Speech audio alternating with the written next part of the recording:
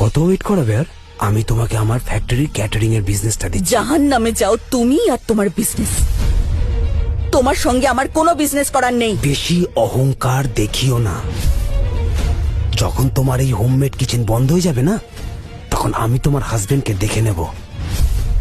তখন তুমি বুঝবে পাওয়ার কি জিনিস। আর আমাকে এত ক্যাজুয়ালি নিও না। যখন আমি নিজের স্ত্রীকে মেরে তার পুরো ফ্যাক্টরিটা নিজের করে নিতে পারি, তাহলে তোমার হাজবেন্ডকে মারতে আমার কতটুকু সময় লাগবে? ভালোবেসে বলছি, মেনে নাও, না হলে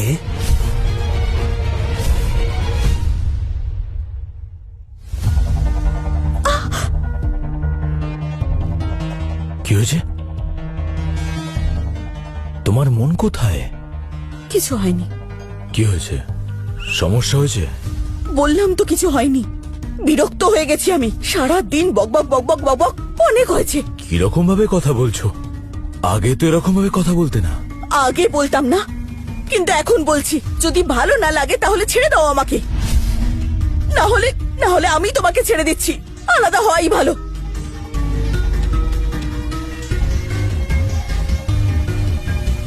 ডিভোর্সের কথা কেন বলছো তুমি? কি হয়েছে? আমি তোমার সর্বনাশ দেখতে পারবো না। আমার কে সর্বনাশ করবে?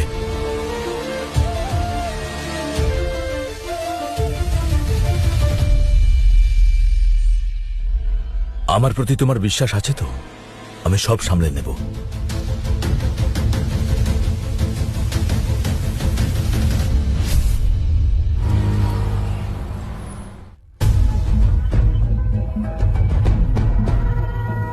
আরে তুই এখানে কি করছিস? Insurance agent? কাজ ছিল। আম্বানি গ্রুপের ওনারের বাড়িতে তোর কি কাজ? ছাড়, সে যাই হোক, তাড়াতাড়ি কাজ সেরে কেটে পড়। আজ আমার ওনার সাথে একটা ইম্পর্টেন্ট মিটিং আছে, কোটি টাকার। গিফট আম্বানির তরফ থেকে? অহংকার তোমার কি করে হচ্ছে? নিজের জায়গা বলিস না। তুই মিস্টার আম্বানিকে চিনিস? ওনার তোর মতো রাস্তার মানুষকে একদম পছন্দ না। আচ্ছা, তুমি ওনাকে ভালোভাবে চেনো? তাই তো এখানে বসে আছি। এই ঘড়িটা দেখছিস? মিস্টার আম্বানির জন্য গিফট।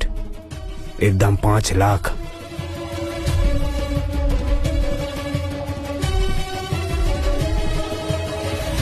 এটাকে ডাস্টবিনে ফেলে দাও। এইটা তুই কি করলি? তোর পরিবারের সবাইকে বিক্রি করে দিলেও না এই ঘড়ি কিনতে পারবি না। তো সাহস হলো কি করে এসব করা? আরে দাঁড়ান, এসব কি করছেন? আপনি জানেন উনি কে? কে? আরে ইনি তো হচ্ছেন মিস্টার শাশ্বত আম্বানি, আম্বানি গ্রুপের মালিক।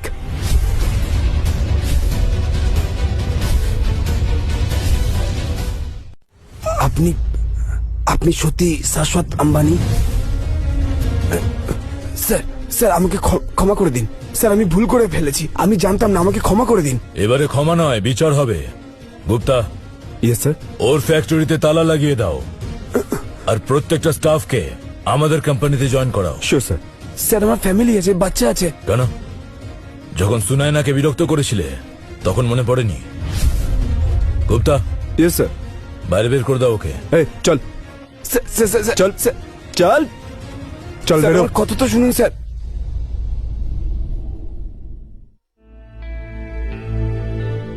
সুনায়না,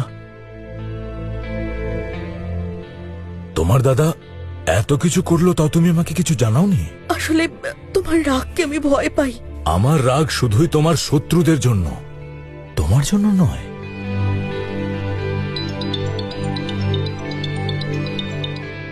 হ্যালো স্যার, সুনয়না ম্যামের দাদা বৌদি ব্যাংক অ্যাকাউন্ট থেকে সব টাকা তুলে নিয়েছে স্যার। অ্যাকাউন্টটা পুরো এমটি হয়ে আছে।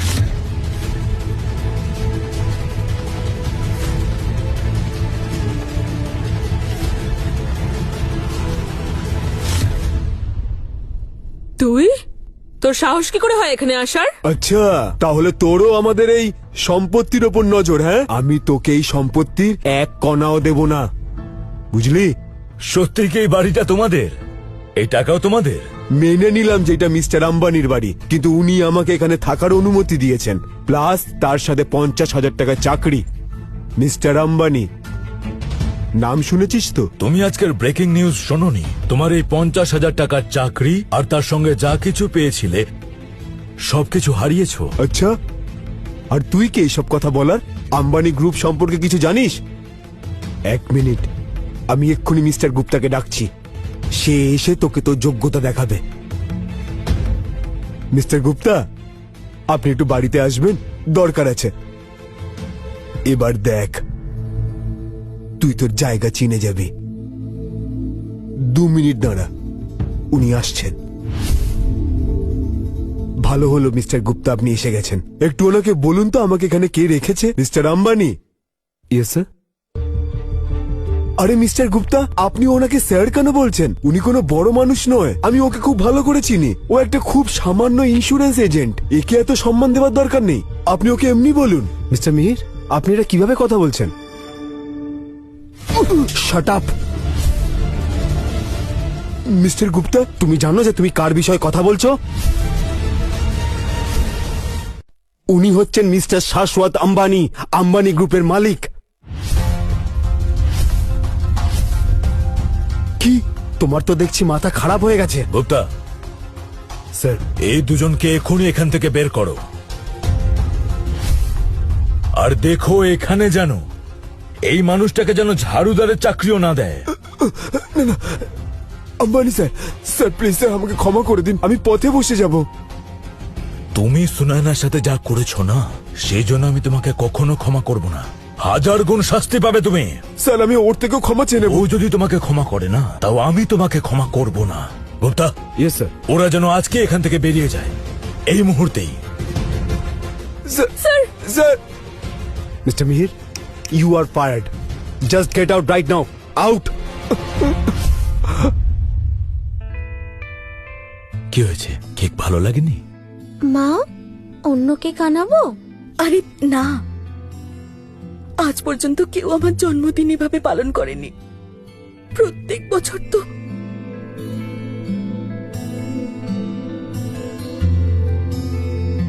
মা, এরপরের সব বার্থডে একসঙ্গেই কাটাবো। হ্যাঁ, 80 তো হবেই। যাও তো, তোমার থেকে অনেক ছোট আমি। চলো।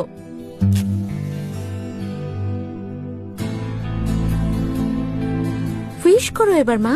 আমি চাই আমরা সবাই এভাবে যেন ভালো থাকতে পারি, আর আমার মেয়ে নিশিও যেন ফিরে আসে। Happy birthday to you, happy birthday to you, happy birthday dear Sunaina, happy birthday to you, happy birthday to you.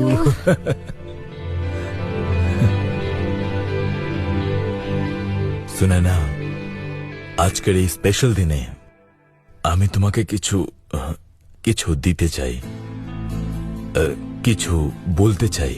বলো না। আমি কোনো ইন্স্যুরেন্স এজেন্ট নই। মানে হলো যে আমি শাশ্বত আম্বানি, আম্বানি গ্রুপের মালিক।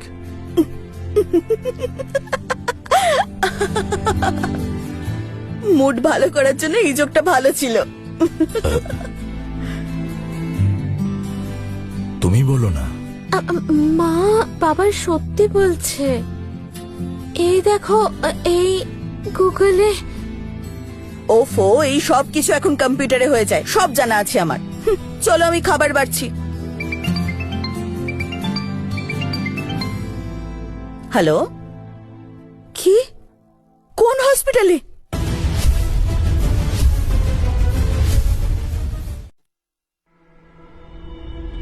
ঈশান, ঈশান বাবা, কি হয়েছে বাবা? তুই হাসপাতালে কেন? হ্যাঁ, ঈশানের কিডনি ফেল করেছে। কিডনি ফেল হয়েছে? কিন্তু কিভাবে? ঈশান তো ফিট। মা, ওই অ্যাকচুয়ালি তুমি রেস্ট করো। মা, ডক্টর বলেছেন ঈশানের কিডনি ট্রান্সপ্ল্যান্ট করতে হবে। হঠাৎ করে কিডনির প্রবলেম কিভাবে হলো? কি করে হয়েছে সেসব ছাড়ো মা। এখন জানো ঈশানের প্রাণ সংকটে আছে। এখন যদি তুমি মেডিকেল টেস্ট করিয়ে নাও আর সেটা দিয়ে ম্যাচ করে যায়, তাহলে হতে পারে ঈশানের প্রাণ বেঁচে যাবে। হ্যাঁ হ্যাঁ হ্যাঁ, আমি ঈশানের প্রাণ বাঁচানোর জন্য যা খুশি করতে পারি। বলো কি করতে হবে, কোথায় টেস্ট করাতে হবে? এতক্ষণে রিপোর্ট চলে আসা উচিত। আমি ঈশানের মা, ওর প্রাণ বাঁচানোর জন্য যা করতে হয় আমি তাই করব। যদি আমার কিডনি ম্যাচ না হয় আমি ওর জন্য যেখান থেকে পারবো কিডনি খুঁজে আনবো, কিন্তু আমি ওর কিচ্ছু হতে দেব না। Thank god. মা, তোমার কিডনি ম্যাচ করে গেছে। চলো ডক্টরকে বলি প্রসিডিউর শুরু করার জন্য। হ্যাঁ হ্যাঁ, আর আমিও ওনাকে ইনফর্ম করে আসছি। এটা ঠিক না যারা মাকে মিথ্যেটা বলার। যদি আমি সত্যি বলে দিই কিডনি তোমার জন্য নয় আমার মায়ের জন্য দরকার, তাহলে কি উনি দেবেন? নেভার।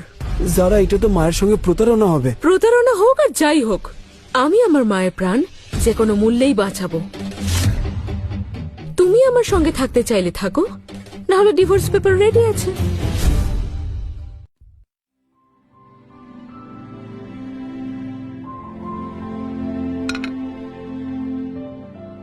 এ নাও। কি ভাবছো? এটাই যে ঈশান ঠিক হয়ে যাবে তো? তোমার মন খুব বড়, কিন্তু আমার চিন্তা হচ্ছে খুব। এই বয়সে কিডনি ডোনেট করা খুব রিস্কি। ঈশান ছেলে আমার, যদি ওর জন্য আমাকে প্রাণও দিতে হয় তাহলে তাতেও রাজি আমি। কিন্তু তোমার জন্য চিন্তা হচ্ছে, এটা খুব বড় অপারেশন। তুমি কি সেটা সহ্য করতে পারবে? তুমি আছো তো আমার সঙ্গে, সব ঠিক হয়ে যাবে। টাকার ব্যাপারে চিন্তা করো না, আমি সব ব্যবস্থা করে নেব।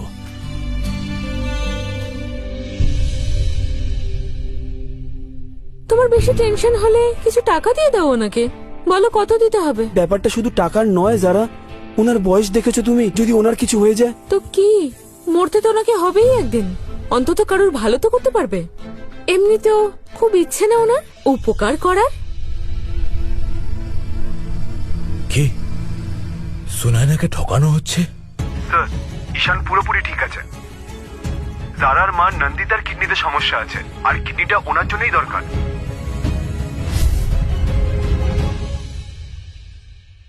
বাবা, চলে এসেছি আমি। আরে মা, তোমার জন্যই অপেক্ষা করছিলাম, সবকিছু তৈরি আছে। আমি এক্ষুনি অ্যাডমিট হয়ে যাচ্ছি। কোনো প্রয়োজন নেই সুনায়না, তোমার কিডনি দেওয়ার কোনো প্রয়োজন নেই।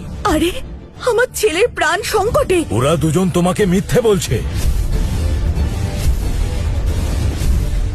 কিডনি ঈশানের নয়, ওর মায়ের প্রয়োজন। তাতে কি হয়েছে? একটা কিডনি দিলে কি এমন হবে? এনিওয়েজ, তুমি বেঁচে থেকেই বা কি করছো? ঈশান, এটা কি সত্যি? আই এম সরি মা। তুমি তো জানোই মা যে জারার পরিবারের কাছে আমার কোনো মূল্যই নেই। তোমার লজ্জা করে না? যে মা তোমাকে 9 মাস গর্ভের মধ্যে রেখেছিল, এতটা স্যাক্রিফাইস করেছে, তাকে তুমি ঠকাচ্ছ। চলো সুনায়না, এখান থেকে চলো। আফসোস করবে, মনে রেখো